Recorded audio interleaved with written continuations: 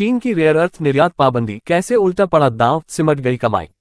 नमस्कार दोस्तों, कैसे हैं आप लोग। अनुराग मिश्रा नाम है हमारा, वॉइस ही बस आए हैं बाकी सब हिंदुस्तानी। आज हम बात करेंगे न्यू इफेक्ट की।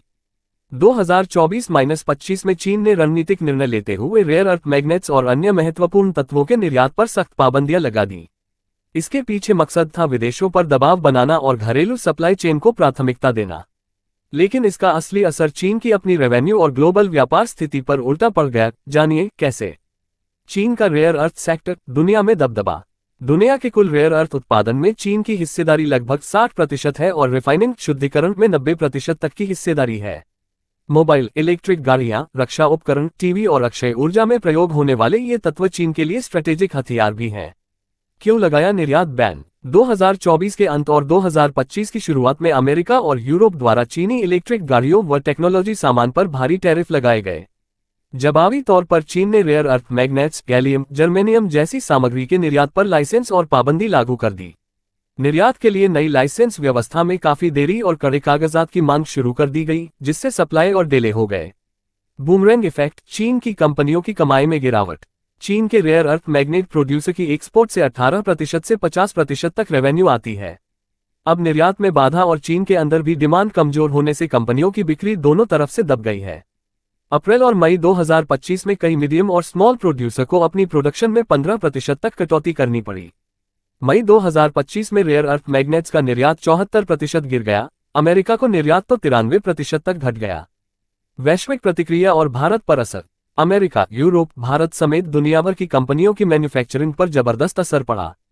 ऑटो इंडस्ट्रीज जैसे भारत में 1 महीने के भीतर रेयर अर्थ मैग्नेट्स का स्टॉक खत्म होने की आशंका जताई गई है। भारत, जापान, यूरोप के अधिकारियों ने बीजिंग में डिप्लोमेटिक बातचीत तेज कर दी है ताकि लाइसेंस में तेजी लाई जा सके। जर्मन कार इंडस्ट्री ने चेतावनी दी है कि सप्लाई बहाल न होने पर व्हीकल प्रोडक्शन बंद भी हो सकता है। भारतीय परिवार की गाड़ियां, इलेक्ट्रिक वाहन और इलेक्ट्रॉनिक प्रोडक्ट्स बनाने वाली कंपनियां सप्लाई चेन संकट झेल रही हैं। वैश्विक सप्लाई चेन में बड़ा बदलाव। दुनिया भर में रेयर अर्थ की सप्लाई में चीन की हिस्सेदारी कम करने के लिए वैकल्पिक स्रोत ढूंढे जा रहे हैं। अमेरिका, ऑस्ट्रेलिया, भारत में नए प्रोजेक्ट चले हैं। कई देशों की कंपनियों ने चीन से खरीद कम करके स्थानीय या वैकल्पिक सप्लायरों से डील शुरू कर दी है। अमेरिका, यूरोप और भारत ने खुद के रेयर अर्थ प्रोसेसिंग प्रोजेक्ट शुरू कर दिए हैं ताकि लंबे समय के लिए चीन पर निर्भरता घटाई जा सके। मूल वजह, व्यापारिक राजनीति या आर्थिक नुकसान। एक्सपर्ट्स के अनुसार ये चीन की डीकपलिंग नीति का नतीजा है, जिसमें तकनीकी सुरक्षा हितों की कीमत पर व्यापारिक रेवेन्यू में भारी गिरावट आए। चीनी कंपनियों के लिए यह नीति घाटे का सौदा साबित हो रही है, क्योंकि न सिर्फ एक्सपोर्ट बंद है बल्कि घरेलू मांग भी सुस्त है। भविष्य में रेयर अर्थ की वैश्विक डिमांड बढ़ने वाली है। ऐसे में चीन के निर्यात प्रतिबंध से उसका खुद का बाजार सीमित हो गया है और प्रतिस्पर्धी देशों को मौका मिल रहा है। निष्कर्ष, चीन ने रेयर अर्थ के निर्यात पर पाबंदी लगाकर अल्पकालिक राजनीतिक फायदा उठाने की कोशिश की, लेकिन इसके दूरगामी परिणाम उल्टे पड़ गए। न सिर्फ चीनी कंपनियों की रेवेन्यू गिर गई, बल्कि वैश्विक बाजार में भी उसकी एकाधिकार स्थिति कमजोर होने लगी है। दुनिया भर के देश अब नई सप्लाई चेन तैयार कर रहे हैं, जिससे भविष्य में चीन की निर्भरता और कम हो जाएगी।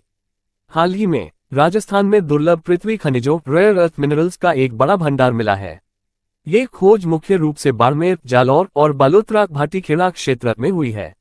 यहाँ की चट्टानों में सभी 17 दुर्लभ पृथ्वी तत्व रेयर अर्थ एलिमेंट्स मौजूद हैं, जिनमें नियोडिमियम, प्रिसियोडिमियम और डिस्प्रोसियम जैसे महत्वपूर्ण तत्व शामिल हैं।